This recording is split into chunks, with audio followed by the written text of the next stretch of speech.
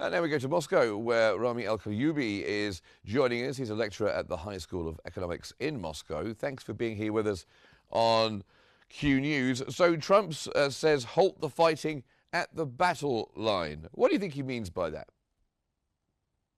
Actually, Trump's idea are very clear, and they mean that to reason the conflict on the current state. So this means that actually that uh, Russia would cease fire and reserve save the territories it is controlling actually, and but it will not continue to take new territories under control.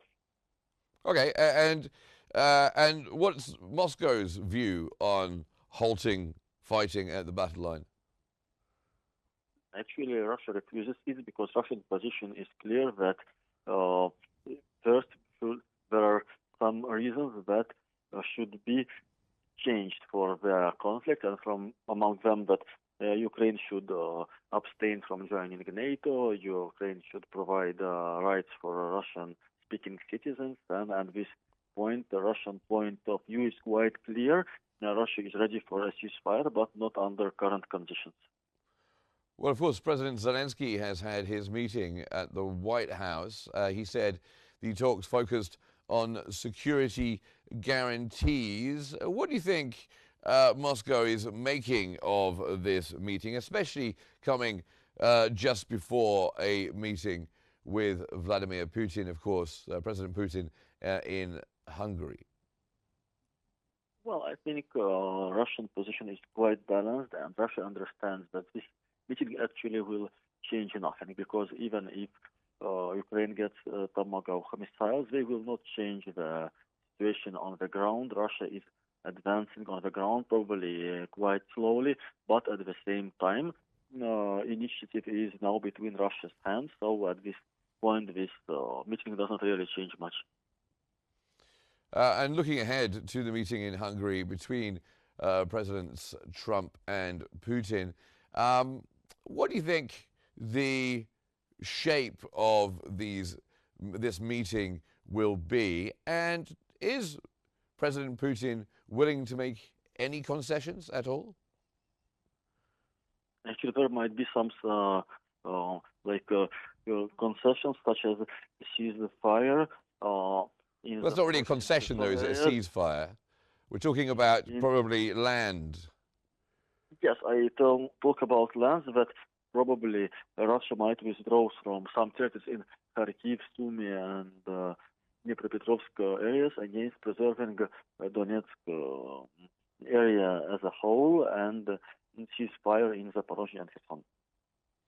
Okay, and there's been talk of these Tomahawk missiles being given by Washington to Kyiv. They've not been ruled out, at least. What would Russia make of that? Would it have any shift, or would it make any difference to the air defenses or risks to Russia, do you think? Well, of course, there are some risks, but at the same time, Ukraine before get HIMARS missiles and also ATACMS, and actually, well, they were quite bothering for Russia and influenced Russia negatively, but they did not change the way of the conflict goes as a whole. Right. And Russia, of course, has been striking Ukraine's energy and transport infrastructure, hitting depots and also radar as well. What do you think is the strategy of what Moscow is trying to do in this war, and where are we in this Actually, war the strategy in is terms? is time, time, and time. So Russia thinks that as long as the war continues, Russia's positions will improve slowly, but at some moment they can improve quite fast because now Russia hopes that Ukrainian resistance will fall someday, as the Assad regime in Syria resisted for more than 10 years and then fell within few days. So this is the strategy is to exhaust Ukraine. Right. And if a ceasefire is attempted now, how do you think that would work? Well, it's a good question because actually the question is how should it be controlled to work, and at this point there is no confidence between the two parties, and actually also Russia refuses to uh, that any European peace troops go to Ukraine. So at this point it will be quite difficult, and we know that such wars they can continue for many years with some local conflicts, even if there is a ceasefire as a whole. Yeah, is there certain elements that are needed for a ceasefire, like satellite monitoring, hotlines, snapback penalties, that would keep it from collapsing? Obviously, yes, there should be monitoring system, but it should be really on the ground. Some probably peace troops that would monitor the situation, like in any post-conflict area. Okay, and I always like to ask this. I ask this of guests when we have them from Kyiv in Ukraine. But what is, from your point of view in Moscow, what are you hearing from the people that you know? What are the attitudes from normal, everyday Russians about this war? Well, actually, it became like a background because if we follow the TV says there is no war, but there is special military operation, and there is no mobilization. Those who fight, they went to the army and they signed the contracts themselves.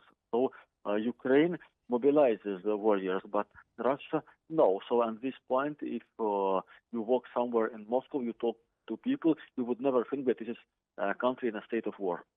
Oh, really? So like the conversation in bars or restaurants rarely turns to the situation with Ukraine? Yes, actually, it became like a background. Well, even if people talk about it, they talk it but quite shortly and superficially, and people are quite busy with their daily life. They work with their families, and as I mentioned, if you go to the Moscow city center, all bars, all restaurants are totally full, as if it was peacetime.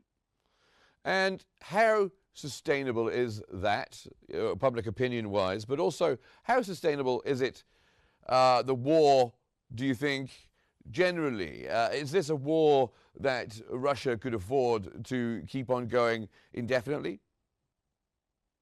Well, Russia could keep it going for a while. Obviously, there are some economic problems because a lot of labor power is on the front line now, so they are absent from the civil market. Russia has to get more immigrants. Immigrants cause tensions with local people.